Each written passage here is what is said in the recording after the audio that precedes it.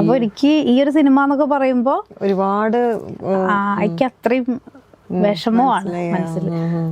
പക്ഷെ അത് രണ്ടും ബാലൻസ് ചെയ്ത് നമുക്ക് ഇപ്പൊ എനിക്ക് ആലോചിക്കുമ്പോ എന്തോരം മനസ്സിൽ അത്രയും വിഷമങ്ങളായിട്ടാണ് ചെയ്തതെന്ന് മനസ്സിലാവില്ല കണ്ടു കഴിഞ്ഞാലേ.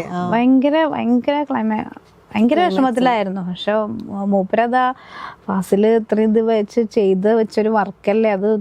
നമ്മുടെ ഈ ഒരു കാരണം കൊണ്ട് അവൻ്റെ ഒരു അവ എത്ര ബുദ്ധിമുട്ടും എന്ന് വെച്ചിട്ട് അന്ന് മൂപ്പരൊന്ന് അഡ്ജസ്റ്റ് ചെയ്തു.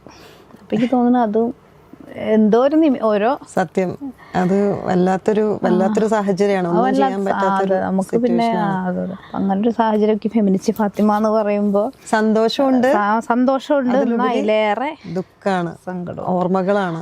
അതെ, അച്ഛൻ മരിച്ചു 6 വർഷമായി. പിന്നെ ഉള്ളത് ഏട്ടനും അനിയനുമാണ്.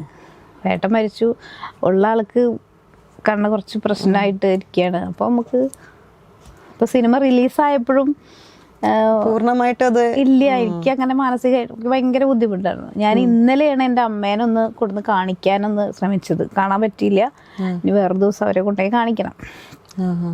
വിഷമാണ്, എന്താ ചെയ്യാ. അതെ.